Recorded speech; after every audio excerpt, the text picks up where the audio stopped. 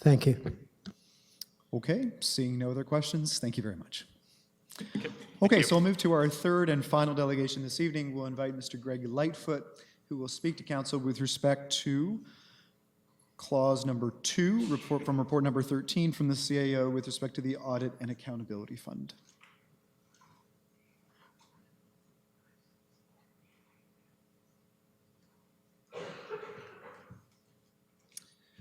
Good evening.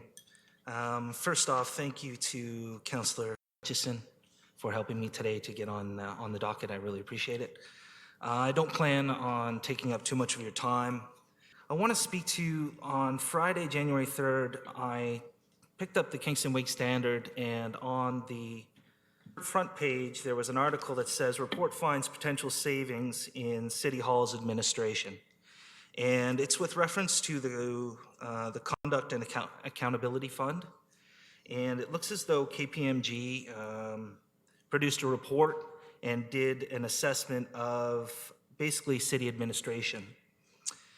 And I just felt it incumbent upon me to come to council tonight to say something. And I work, and regardless of where I work, whether it be in private commerce, healthcare, or government, I understand the modern pressures that come with work today. And this article, which is not the report itself, but this article starts off with, depending on its appetite for downsizing staff levels, the city could save between 2% and 5% in programming costs. So right off the bat, when I read it, downsizing, staffing, things that we've heard before and things that I don't like to hear. And so I think the presentation of the report through the newspaper, the way that it was presented,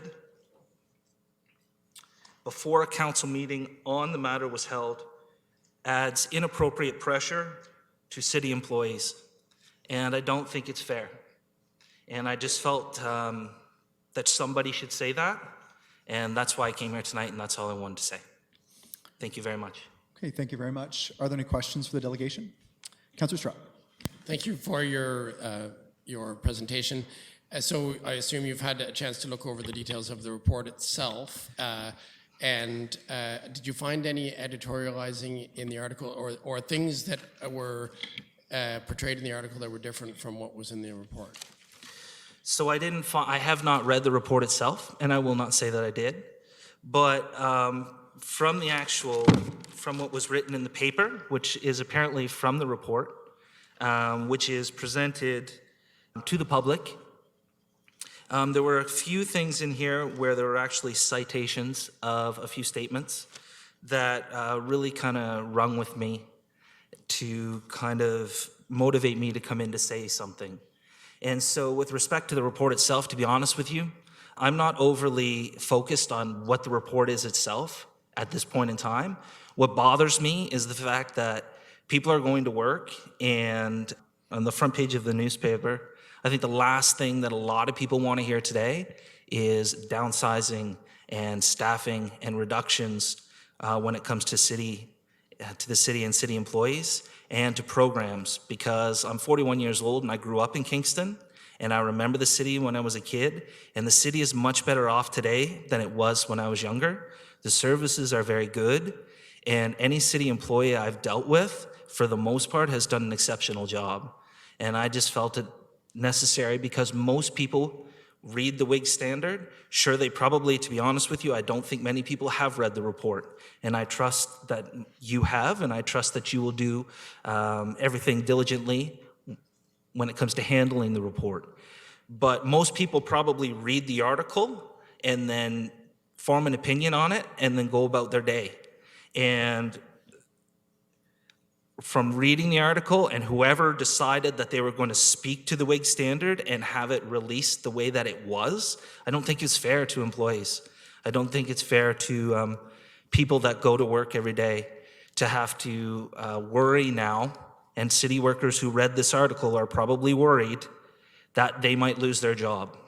And I don't think this is the time for people to have to worry about that more than most people already do. Thank you. Follow up? Yeah. So, so it sounds like maybe you could expand on this. You're guessing that city staff that wrote the report were in contact with the newspaper with the writing of the article, and that had some influence on the way the article was worded. That is separate, but consistent with a certain attitude to downsizing and cost savings that you think is coming from city staff and not from the reporter? To be honest with you, when I read the article, I had the feeling and the sense that somebody released this through the newspaper to kind of send a message to city employees. And I didn't think that was appropriate. And that's just from reading the article. And like I'd said, most people probably haven't read the report itself. But from the article and from what I read, it seemed as though this was kind of like a warning in a way. And I wanted to make sure that someone at least came and said something about that. Okay, thank you. Seeing no other questions from council, thank you very much. Okay, so we have no other delegations this evening, so we will